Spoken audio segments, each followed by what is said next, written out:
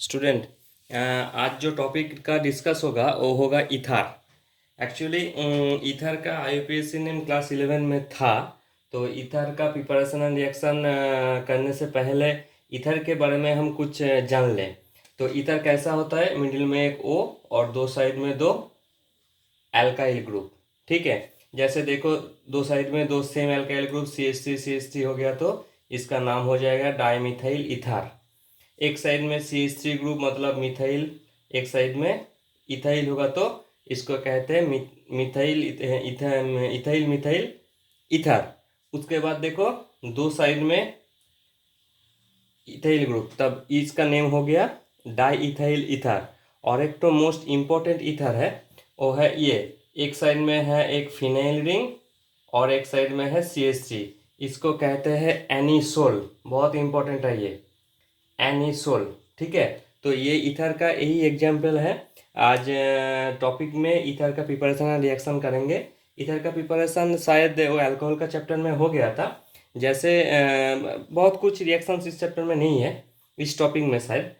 तो जो इम्पोर्टेंट है और जो बोर्ड के लिए रहेगा वही ज़्यादा डिस्कस करेंगे हम, और कॉम्पिटिटिव के लिए जो लगेगा वो हम थोड़ा डिस्कस कर देंगे अभी, और बाकी डिटेल्स ऑफलाइन में होगा। लेकिन ये करने से बोर्ड हो जाएगा, एकदम इजीली हो जाएगा। सो पहले ईथर का जो प्रिपरेशन है फ्रॉम अल्कोहल। देखो अल्कोहल का मैंने कॉन्सेंट्रेटेड H2 सुपर का काम अल्कोहल का चैप्टर में ऑलरेडी कर दिया था। इसका काम क्या है, H2O को बाहर करना। तो अल्कोहल का चैप्टर में क्या था, CH3 CH2 OH, इसमें से H2 बाहर हो जाएगा तो इसमें से एक तो OH, इसमें से एक तो H, मतलब एल्किन बन जाता था। और उसमें कॉन्सेंट्रेटेड H2 सुपर के साथ जो टेम्परेचर था वो था 170 डिग्री सेंटीग्रेड, लेकिन यहाँ पे टेम्परेचर है 140 डिग्री। मतलब दो मॉलिक्यूल अल्कोहल से जब H2 बाहर हो जाएगा तब देखो दो मॉलिक्यूल मैंने ले लिया, जब H2 बाहर हो जाएगा तब हो जाएगा ईथर। ठीक है, ये बहुत इंपॉर्टेंट है। देखो मैंने एक तो एग्जाम्पल लिया, इसको दो बार ऐसे लिख लो क्योंकि यहाँ पे अल्काइल ग्रुप कौन सा है, CH3 CH2। यहाँ पे लिखो, इसको फिर दोबारा लिखो उल्टा करके, दो मॉलिक्यूल से H2 बाहर हो जाएगा तो ये ईथर बन जाएगा। ठीक है, ये बहुत इंपॉर्टेंट है और इसका जो मैकेनिज्म है बहुत बहुत बहुत इंपॉर्टेंट है। एक्चुअली जो क्वेश्चन आता है बोर्ड में क्या आता है, CH3 CH2 OH, इसके साथ concentrated H2SO4 170 degree centigrade temperature और concentrated H2SO4 140 degree centigrade temperature, क्या होगा एंड उसका मैकेनिज्म। ये क्वेश्चन बहुत इंपॉर्टेंट है। ये 170 डिग्री सेंटीग्रेड में क्या होगा, एल्कीन, इसका मैकेनिज्म मैंने अल्कोहल का रिएक्शन में कर दिया। और ये 140 डिग्री में जो होगा वो होगा ईथर। ईथर का मैकेनिज्म इधर देखो,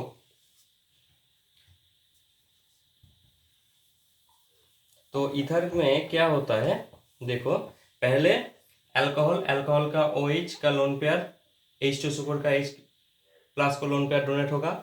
उसके बाद क्या हो जाए, ये डोनेट हो गया मतलब H को ले लिया, एक H आ गया और O डोनेट कर दिया, इसलिए इलेक्ट्रॉन डिफिशिएंट हो गया, इसलिए इसका मतलब पे प्लस हो गया। ठीक है, उसके बाद क्या होगा, और एक तो अल्कोहल लगेगा, मतलब ईथर में दो मॉलिक्यूल ऑफ अल्कोहल लगेगा। एक अल्कोहल H प्लस को लेके ऐसे हुआ है, दूसरा जो अल्कोहल होगा उसका लोन पेयर इस कार्बन को SN2 अटैक करेगा। ये बहुत इंपॉर्टेंट है, अच्छे से देखो, SN2 अटैक होगा मतलब पीछे से अटैक करेगा। ये इधर से आके ये अटैक हो गया, ये बॉन्ड लेकर चला गया। क्यों, क्योंकि O के माथे पे प्लस चार्ज बहुत अनस्टेबल है, इसलिए ये H2O होके फिर इसका लोन पेयर आ गया, चला गया बाहर, तब ये हो गया। और सिस्टम पे बहुत सारा अल्कोहल है और एक दूसरा एक अल्कोहल का लोन पेयर ये H को ले लिया, उसके बाद ये बॉन्ड का लोन पेयर इसको डोनेट कर दिया, तब हो गया ये है डाईइथाइल ईथर। ठीक है, बहुत इंपॉर्टेंट है। सो ईथर का मेनली प्रिपरेशन फ्रॉम अल्कोहल से ही है, और दूसरा कुछ करने का जरूरत नहीं यहाँ पे। ठीक है, तो इसमें जो अच्छा बात है एक बार ध्यान से देखो, एक्चुअली यहाँ पे जो ईथर फॉर्मेशन होता है, ये जो तरीका है ईथर फॉर्मेशन के लिए, ये सिमेट्रिकल ईथर का फॉर्मेशन का अच्छा प्रिपरेशन है। क्योंकि देखो जब ये R ग्रुप CH3 होगा CH3OH O CH3, तब हो जाएगा डाईइथाइल ईथर। लेकिन कोई कॉम्प्लेक्स ईथर बनाना है तो मतलब दो R ग्रुप अलग अलग, सोचो तब इसमें क्या होगा, CH3O CH3। सोचो तुम्हें ऐसा बनाना है CH3O C2H5, मतलब कॉम्प्लेक्स दो अलग अलग अल्काइल ग्रुप, तब ये प्रिपरेशन हम नहीं करेंगे। क्यों? क्योंकि देखो सोचो दो अलग सा अल्कोहल है C2H5, तो इसमें से क्या बनेगा, पहला जो बनेगा ये, इसके साथ और भी बन जाएगा क्योंकि ये भी सिस्टम पे है और ये भी सिस्टम है, ये इसका ये और दूसरा एक मॉलिक्यूल के साथ थोड़ा अमाउंट प्लस CH3O CH3 बन जाएगा, और ये भी फिर दूसरा एक C2H5OH के साथ रिएक्शन करके C2H5O C2H5, मतलब ये मिक्स्ड ईथर बन जाएगा। जब एक्चुअली इस प्रिपरेशन से हम वन टाइप का ईथर को प्रिपरेशन करते हैं, ठीक है। जब मिक्स्ड बनाना है तो हम ये तरीका नहीं करेंगे, क्योंकि मिक्स बनाने के लिए इसके साथ थोड़ा ये प्रोडक्ट भी आ जाएगा, ठीक है। याद रखो ये जस्ट कॉम्पिटिटिव के लिए है, ये बोर्ड में कुछ नहीं आएगा। तो इसके लिए हम क्या करेंगे, मिक्स्ड ईथर के लिए सबसे जो अच्छा है वो है Williamson ether synthesis. Williamson ether synthesis बहुत बहुत बहुत इंपॉर्टेंट है, ये क्वेश्चन आता है, give one example of Williamson ether synthesis. देखो विलियमसन ईथर सिंथेसिस के लिए क्या क्या लेना है, पहले जो लेना है विलियमसन ईथर सिंथेसिस का, पहले जो लेना है सोडियम और पोटेशियम एल्कोक्साइड, सोडियम और पोटेशियम एल्कोक्साइड, ये एक तो रिएजेंट है, और एक तो लेंगे अल्काइल हैलाइड, ठीक है। ये सोडियम और पोटेशियम एल्कोक्साइड कहाँ से आता है, कोई भी एक तो अल्कोहल के साथ सोडियम और पोटेशियम का रिएक्शन होने के बाद ये RONA आता है। तो विलियमसन ईथर सिंथेसिस का जो रिएजेंट है वो है सोडियम एल्कोक्साइड और पोटेशियम एल्कोक्साइड, उसके साथ एक तो अल्काइल हैलाइड। कैसे रिएक्शन होता है, SN2 रिएक्शन। यहाँ पे ध्यान पे रखो कि अल्काइल हैलाइड जो ये ऑलवेज प्राइमरी लेंगे।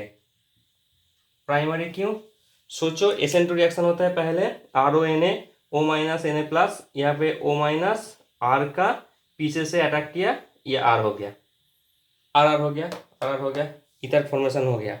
देखो अभी सोचो कि CH3ONA एक ठो और एक ठो अल्काइल हैलाइड CH3Cl लिया, माइनस इसको अटैक किया, तब हो गया SN2 अटैक CH3O CH3, कोई दिक्कत नहीं। लेकिन सोचो तुम ऐसे लिया कि CH3ONA प्लस CH3CH2Cl, देखो प्लस इसमें भी पीछे से अटैक करेगा, लेकिन पीछे से क्या है, ये मॉलिक्यूल एक तो बड़ा साइज का है, इसलिए ये अटैक थोड़ा फेवरेबल नहीं होगा, क्योंकि ये तब बन जाएगा, एक तो CH3 आ गया, मतलब इसको ये अटैक को रिपल्सन करेगा। सो ऑलवेज याद रखना कि जब भी कोई ईथर का फॉर्मेशन करेंगे हम, जब भी कोई हम ईथर का फॉर्मेशन करेंगे तो अल्काइल हैलाइड को मैक्स टू मैक्स साइज थोड़ा कम होना चाहिए, ठीक है। जैसे और एक तो एग्जांपल देखो, सोचो तुम्हें एनिसोल बनाना है, तो क्या क्या चाहिए, एक तो चाहिए सोडियम एल्कोक्साइड और एक तो चाहिए अल्काइल हैलाइड। मतलब इसमें देखो, सोचो इसका हम एल्कोक्साइड लेंगे O माइनस Na+, और इसका अल्काइल हैलाइड CH3X, ठीक है। ये देखो ये माइनस इसको अटैक किया, इजीली हो गया, ये बन जाएगा। सोचो इसका सोडियम एल्कोक्साइड ले लिया, मतलब CH3ONA लिया, और इसका इसका हैलाइड लिया, मतलब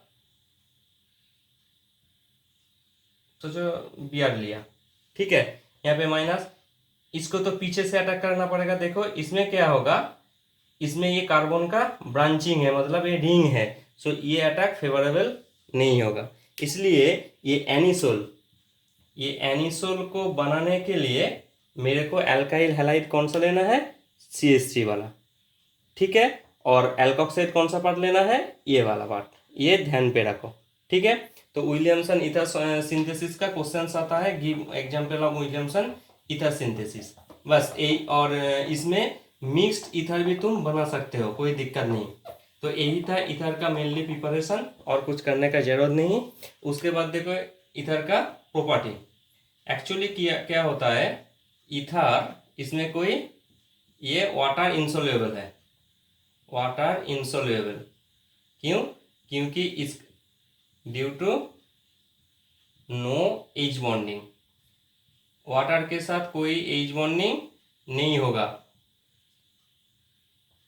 HOH और ROR, इसके साथ कोई एज बॉन्डिंग नहीं होगा, इसलिए ये वाटर में मेनली इंसोल्यूबल है। लेकिन in presence of some acid, in presence of सोचो HCl और H2 को थोड़ा डाल दिया, तो क्या होगा, ईथर HCl के साथ, HCl मतलब H plus, Cl minus, H plus मतलब इलेक्ट्रॉन डिफिशिएंट, इसके पास इलेक्ट्रॉन है, इसको थोड़ा इलेक्ट्रॉन डोनेट कर सकता है। तब क्या बन गया, ये एक ठो कोऑर्डिनेट बॉन्ड हो गया H, ये टोटल प्लस ये Cl माइनस। देखो इसमें HCl प्रेजेंट है, इसलिए एक तो जो कंपाउंड फॉर्मेशन हुआ है उसका वो आयनिक कंपाउंड है, और आयनिक कंपाउंड वाटर सॉल्युबल है, इसलिए ये ether water insoluble but in presence of थोड़ा एसिड ये आयनिक कंपाउंड फॉर्मेशन होता है और वाटर सॉल्युबल हो जाता है, ठीक है। प्रॉपर्टी से ईथर का यही करना और करने का जरूरत नहीं है। इसके बाद जो होगा रिएक्शन, रिएक्शन के अंदर मोस्ट इम्पोर्टेंट जो पार्ट है वो पार्ट है HI के साथ रिएक्शन करना, बहुत बहुत इम्पोर्टेंट है, ये अच्छे से देखो।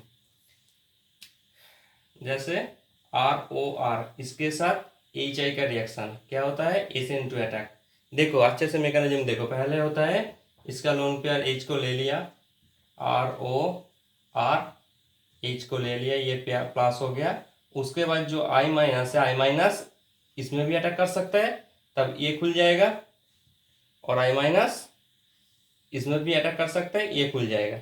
सोचो मैंने एक ही टाइप का ले लिया, इसमें अटैक किया, ये खुल गया, तब हो गया एक तो अल्कोहल बन गया और एक तो अल्काइल हैलाइड बन गया।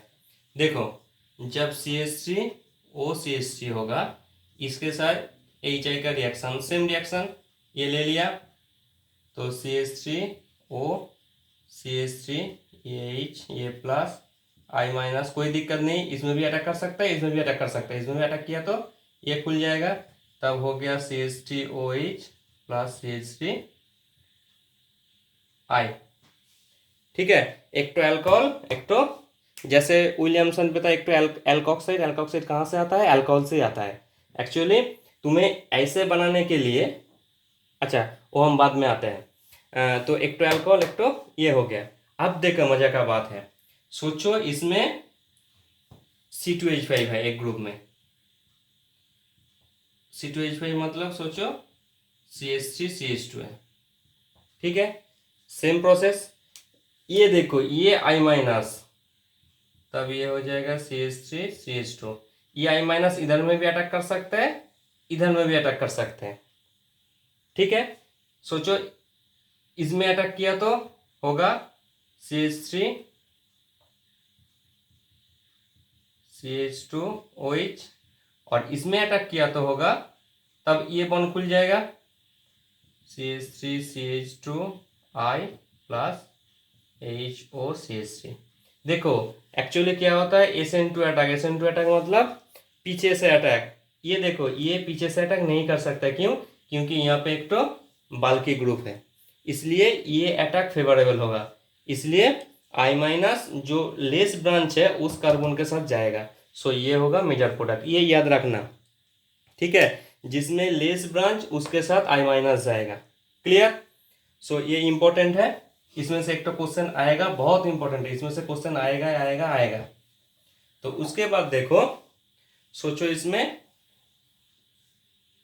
एनिसोल के साथ तो रिएक्शन हो गया, तो ये मेनली इंपॉर्टेंट है, ये SN2 रिएक्शन होता है। लेकिन इसमें और एक तो रिएक्शन देखो पैनिसोल के साथ OCH3 क्या था, इसको दिया था H+ हुआ था, I- कहाँ अटैक करेगा, इसमें भी अटैक कर सकता है, इसमें भी अटैक कर सकता है, लेकिन ये अटैक नहीं होगा। क्यों? क्योंकि यहाँ में ब्रांचिंग है, इसलिए I- इसके साथ जाएगा, तो क्या होगा OH + CH2 CH3 I। Clear? ये ध्यान पे रखो, बहुत इंपॉर्टेंट है। और जो 2 एक्सेप्शन है वो एक्सेप्शन क्वेश्चन शायद बोर्ड में आएगा, कोई ना कोई एक एक्सेप्शन क्वेश्चन आता है। सोचो CH3 CH3 CH3 O CH3, ठीक है, HI है, क्या होगा सेम प्रोसेस, H को लिया CH3 C CH3 CH3 O CH3 H+, ये एक्सेप्शन है, बहुत इंपॉर्टेंट है। देखो यहाँ पे क्या होता है, I- इधर पहले अटैक नहीं करता, क्या होता है इसमें SN1 रिएक्शन होता है। क्यों?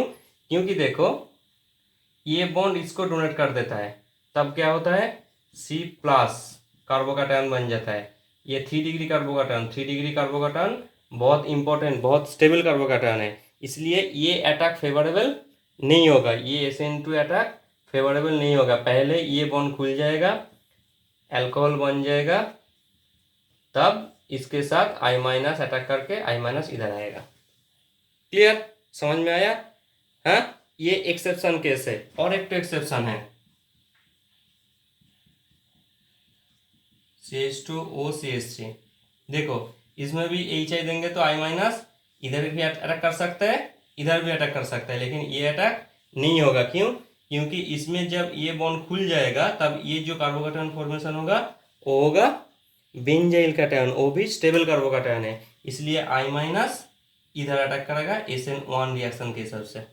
सारे का सारा रिएक्शन SN2 है, लेकिन ये दोनों में SN1 रिएक्शन होगा, ये बहुत इंपॉर्टेंट है, याद रखना। और अच्छे से याद करने के लिए और एक तरीका है, ये तो था मैकेनिज्म वाला, और एक तो तरीका जो है देखो एकदम सीधा साधा तरीका, CH3O CH3 इसके साथ HI, कोई भी एक के साथ H, एक के साथ I, सोचो इसके साथ H गया तो और इसके साथ I गया। याद रखना I किसके साथ जाएगा, जिसमें लेस ब्रांच है, जो मैंने पहले दिखाया वो है मैकेनिज्म एक्चुअल, और ये तुम याद रख सकते हो डायरेक्ट प्रोडक्ट फॉर्मेशन करने के लिए। सारे का सारा रिएक्शन जो जितना है सब है SN2, इसलिए I- जाएगा जिसके साथ लेस ब्रांच है, और H जाएगा जिसके साथ मोर ब्रांचिंग है। सोचो ये CH3, तब इसके साथ जाएगा I और इसके साथ जाएगा H, ठीक है। लेकिन वो दोनों जो एग्जाम्पल था वो एक्सेप्शन था, वो बहुत इंपॉर्टेंट है, याद रखना। अब सोचो थोड़ा टफ क्वेश्चन आ गया। क्लियर? तुम्हें बोला कि एनिसोल प्रिपरेशन करना है, एनिसोल प्रिपरेशन करना है, तो इसके लिए रिएजेंट क्या है, on the basis of Williamson ether synthesis. तुम क्या करोगे, अच्छा जो तरीका है तुम इसके साथ HI का रिएक्शन कर दो। हाँ, I कहाँ जाएगा, लेस ब्रांच में, मतलब यहाँ पे लेस ब्रांच, तो हो गया OH + CH3I। और विलियमसन का जो रिएजेंट था वो क्या था, सोडियम और पोटेशियम एल्कोक्साइड, मतलब RONA था, और एक तो एल्काइल हैलाइड था। एल्काइल हैलाइड तो आ गया, लेकिन तुम्हें ये लेना है, ये कहाँ से आएगा, एल्कोहल से एल्कोहल तो आ गया, सोडियम के साथ रिएक्शन करके ONA, तब रिएजेंट कौन सा हो गया, ये वाला ये वाला। याद रखना पहले तुम डायरेक्ट HI के साथ रिएक्शन करो, उसके बाद एक अल्कोहल, एक तो एल्काइल हैलाइड रहेगा, अल्कोहल के साथ सोडियम का रिएक्शन कर दो, एल्कोक्साइड आ जाएगा। ये भी क्वेश्चन आता है जब थोड़ा टफ क्वेश्चन होगा, याद रखो। तो यही था मेनली ईथर का रिएक्शन, और तो और कुछ करने का यहाँ पे ज़रूरत नहीं, इसमें ही काम चल जाएगा। और एक तो जो रिएक्शन है वो है एनिसोल का, एनिसोल OCH3। देखो एनिसोल है ortho para directing, ortho para directing मतलब वो जो पांचों रिएक्शन था Cl2 FeCl3 concentrated H2SO4 concentrated HNO3 मतलब NO2 आएगा, यहाँ पे Cl आएगा, कहाँ पे आएगा ऑर्थो पे पैरा पे, कॉन्सेंट्रेटेड H2SO4 कॉन्सेंट्रेटेड HNO3 मतलब NO2 आएगा, कहाँ आएगा ऑर्थो पे पैरा पे, H2 ओनली H2SO4 देंगे तो SO3H आएगा ऑर्थो पे पैरा, इलेक्ट्रोफिलिक सब्स्टिट्यूशन रिएक्शन। फिर अल्काइल्स एल्काइलेशन करेंगे तो CH3 एनाइडस LCl कौन सा आएगा CH3, कहाँ आएगा, एकदम सिंपल जो मैंने पहले ही बोल दिया था, बहुत इंपॉर्टेंट है इलेक्ट्रोफिलिक सब्स्टिट्यूशन रिएक्शन। ये क्वेश्चन आता है कि एनिसोल का CH3, एनिसोल का फिडल क्राफ्ट एल्काइलेशन का एग्जाम्पल दो, सीधा साधा फिडल का एसाइलेशन का एग्जाम्पल, एकदम सिंपल। ठीक है, तो ये गया ईथर का मेन रिएक्शन, और कुछ करने का जरूरत नहीं है। अभी जो एक क्वेश्चन करना है कि ईथर को हम कैसे पहचानेंगे, और ईथर का आइडेंटिफिकेशन, और ईथर का कैसे हम प्रिजर्व करते हैं, जैसे क्लोरोफॉर्म को प्रिजर्व किया था। एक्चुअली क्या होता है, ईथर भी इन presence of sunlight and H new क्या होता है, ईथर पेरोक्साइड फॉर्मेशन होता है, ये ईथर पेरोक्साइड फॉर्मेशन हो जाता है। तुम्हें आइडेंटिफिकेशन करना है तो क्या हो, सोचो एक सैंपल पे ईथर है, तुम्हें पता नहीं, जब भी ईथर है ये ऑलरेडी पेरोक्साइड हो गया क्योंकि सैंपल तो ओपन है, तुम क्या करोगे इसमें KI डाल दो।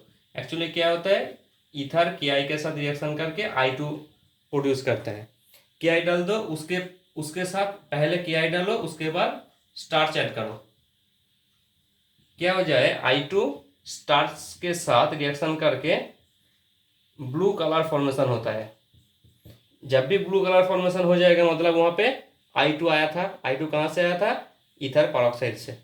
ठीक है, यही है ईथर का मेनली रिएक्शन, और कुछ करने का जरूरत नहीं है। तो कॉम्पिटिटिव के लिए भी इसमें से बहुत कुछ नहीं आता है, और दो एक तो रिएक्शन है, लेकिन वो अभी करने का फिलहाल करने का कोई ज़रूरत नहीं है। ठीक है, तो नेक्स्ट टॉपिक कौन सा आएगा, फिनॉल।